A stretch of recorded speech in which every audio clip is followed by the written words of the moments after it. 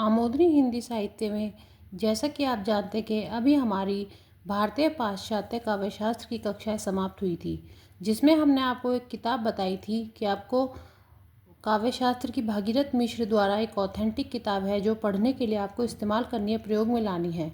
हमने आपको बताया था कि जब भी आप किसी एग्ज़ाम की तैयारी करते हैं तो उसमें जो ऑथेंटिक बुक्स होती है उनका बहुत महत्व होता है, क्योंकि जो भी हमारे नोट्स होते हैं या जो भी मटेरियल हमारा एग्ज़ाम की तैयारी के लिए होता है वह उसमें यह आवश्यक होता है कि वह ऑथेंटिक बुक्स में ही तैयार हो। क्योंकि क्या होता है, जब हम बुक्स इधर उधर से ले लेते हैं या कोई भी ऐसी बुक ले लेते हैं जिसमें ऑथेंटिसिटी नहीं होती, तो उससे क्या होता है कि हमारी तैयारी एकदम बेकार हो जाती है।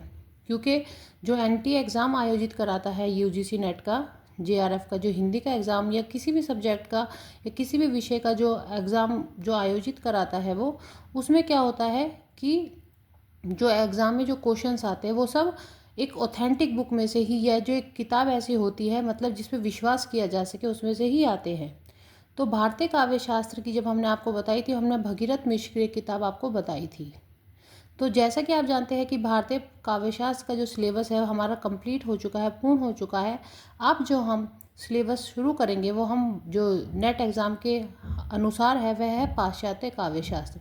आप जानते हैं कि इस पे हमने पहले अभी एक भी कक्षा नहीं ली, अब हम इसको शुरू करेंगे। तो पाश्चात्य काव्यशास्त्र जब हम इसको शुरू करने जा रहे हैं तो हमारा एक कर्तव्य बनता है कि उसकी किताब भी हम आपको बताएं। तो जैसा कि आप देख सकते हैं, पाश्चात्य काव्यशास्त्र के लिए भी हमने भगीरथ मिश्र की ही किताब आपको बताई है, जो डॉक्टर भगीरथ मिश्र द्वारा लिखी गई है। इसमें देखिए, पाश्चात्य काव्यशास्त्र सिद्धांत, इतिहास और वाद। अब जैसा कि आप आगे बढ़ेंगे तो देखेंगे इसमें जो दिया हुआ है, जो सिलेबस दिया हुआ है पाश्चात्य काव्यशास्त्र का, हमने आपसे पहले एक वीडियो में वो शेयर किया था। इसमें देखिए, ये मैंने इसमें लिखा भी हुआ है कुछ ना कुछ, कहीं ना कहीं, कि कला का प्रतिरोध प्लेटो के द्वारा।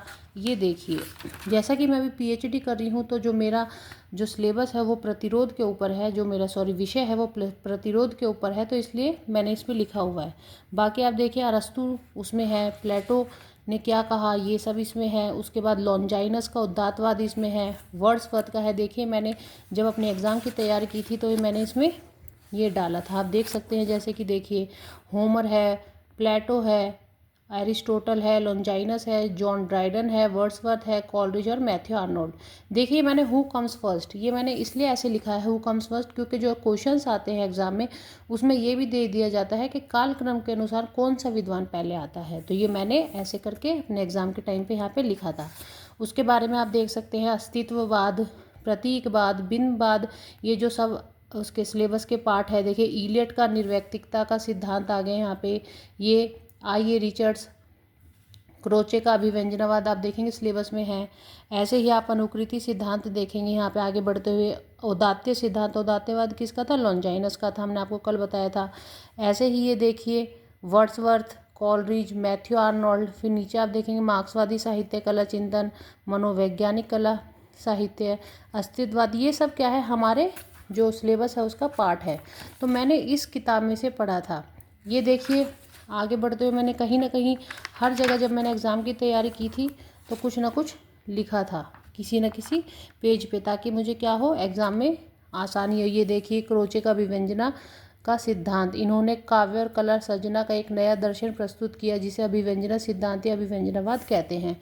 ये जब हम आपको कक्षाएं लेंगे तब हम आपको इसके बारे में अच्छे से बताएंगे। ये देखिए, मैंने ऊपर रिवीजन डाला हुआ है। जब मैं तैयारी करती थी तो कुछ ना कुछ ऐसे लिख लेती थी ताकि मेरे आगे की जो रिवीजन, जो तैयारी है, उसमें ये सहायक हो। आप देख सकते हैं कि अस्तित्ववाद के बारे में मैंने ये सब लिखा हुआ है यहाँ पे। ये देखिए रिचर्ड्स का, ये देखिए, poem is measured by its effect on mind. ये देखिए, मैंने ये भी लिखा हुआ है। तो ये तैयारी करने के लिए एक महत्वपूर्ण किताब है, ऑथेंटिक बुक जिसको हम कहते हैं वो है। तो मैं आप सबसे ये अनुरोध करती हूँ, आप सभी इस बुक को प्रेफर करें अपनी यूजीसी नेट एग्ज़ाम के लिए, हिंदी साहित्य में जो पाश्चात्य काव्यशास्त्र है उसके पाठ्यक्रम को पूर्ण करने के लिए। तो धन्यवाद। इस किताब पे आप ध्यान दीजिए, इसको पढ़िए। क्लासेस हम कल से शुरू करेंगे। अगली वीडियो में आपको पाश्चात्य काव्यशास्त्र की जो कक्षाएँ हैं वो मिलनी आरंभ हो जाएंगी।